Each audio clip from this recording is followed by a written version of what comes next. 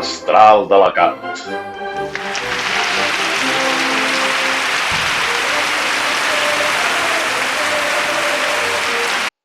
Bon dia i salut. Avui a l'Ajuntament d'Alacant hi ha hagut un ple que farà història. Anem a veure alguns dels millors moments.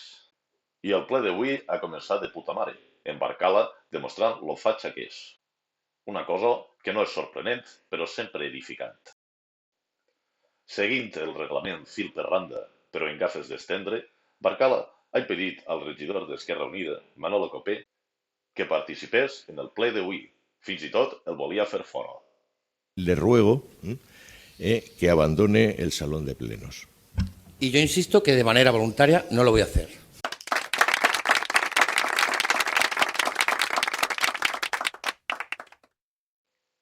I després de xerrar d'unes quantes punyetes municipals, ha vengut el tema important d'avui.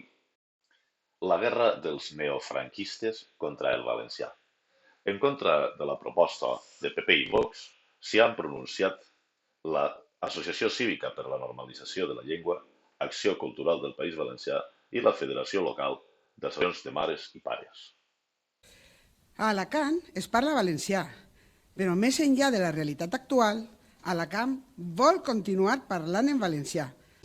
I veure que en la ciutat d'Alacant, com parlaven, un valencià preciós, un valencià marítim, que dic jo, molt semblant al de tota la Marina i un poc semblant a la d'Eivissa, precisament, tenen moltes concomitàncies. Valencià de pescadors, de vocabulari, sí. I jo això vaig conèixer a Alacant encara, que avui és molt diferent, però tampoc s'ha extingit el valencià a Alacant, com molts creuen. Resulta realment irònic que es presenti aquesta declaració pocs dies després de la celebració de les fogueres de Sant Joan, la gran festa de la nostra ciutat, que no només té el nom en valencià, sinó l'himne, els himnes i moltes de les cançons que les bandes de música interpreten per carrer aquests dies. És història social de la llengua.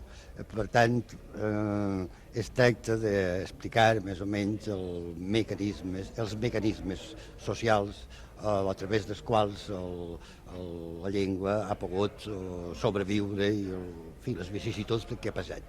I concretament la lliçó serà sobre l'actitud dels il·lustrats valencians respecte del català i del castellà. Des del segle XIII, que el rei Jaume II va incorporar la vila d'Alacant a la Corona d'Aragó, fins ara el valencià ha estat i és llengua familiar a la ciutat. I més encara, era la llengua majoritària fins a principis del segle XX. És una motivació en la vida que passem. Un poeta. Una motivació, excusa'm, per nosaltres, per mi.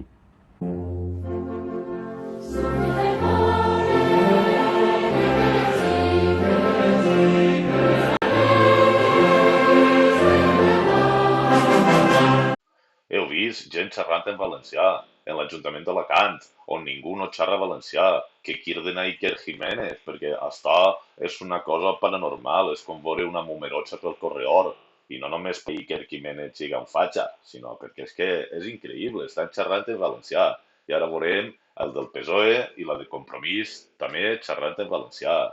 Che, això què és? Xerren en valencià aquí o no xerren en valencià? Quina perseverança, che.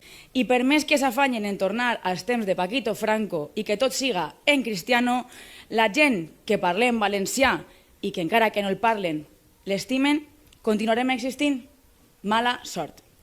Jo espero, senyor Hortolà, que quan acabe este plenari vaya corregent a modificar el seu cognom, que no pot ser més valencià, i a partir d'ara ja no siga Mario Hortolà, sinó Mario Hortolano, ja que estima tant el castellà i odia el valencià. L'orto! Serra l'orto! Serra l'orto! Altra vegada, fruit de l'acord signat en el PP per aprovar el pla financer, un acord, com deia ahir la regidora d'Hisenda, la senyora Belgilari, que és el millor acord per a la ciutat. I així tenim la primera conseqüència d'aquest meravellós acord. Una iniciativa que és un retrocés social i polític que ni Alacant necessita ni la gent d'esta ciutat ha demanat. I quant a la secció d'humor, mos hem vist un capaç en les declaracions de Robledillo, de Vox, i la senyora d'Espanya per part del PP. La senyora Robledillo, de Vox, ha mollat que estar del valencià és una cosa dels partits, obrin cometes, separatistes de la extrema izquierda i que el valenciano que defensen és més aina el català. El problema que hay aquí son los separatistas de la extrema izquierda, que lo que quieren es imponer el valenciano, bueno, más bien el catalán, por motivos ideológicos.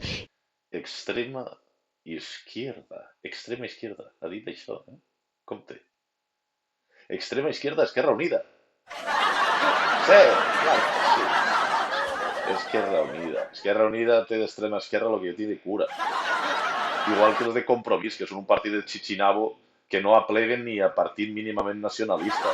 No són separatistes perquè no són independentistes. És que no se pot ser més inculta i més paleta, que t'estan pagant per venir al ple. El manco estudia un poc.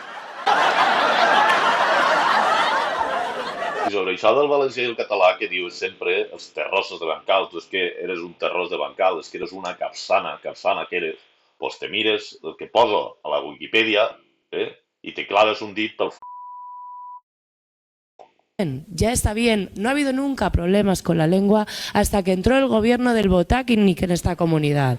Nunca ha habido conflictos entre familias hasta que llegó el Botánic que instalaron durante su gobierno en el Botánic. Le recuerdo a la policía lingüística, esa policía que perseguía al profesorado para ver si a los niños se le daba y se les enseñaba en valenciano. ¡Qué misterio tan grande! Es misterioso, es como yo que... Igual que Franco, por ejemplo, pues tengo la voz de pito. Yo tengo la voz de pito, igual que Franco. Y luego resulta que en Alicante hablan el valenciano, que es el catalán. Ya ves tú, solo porque lo diga la Wikipedia, ¿no? Solo porque la enciclopedia lo diga.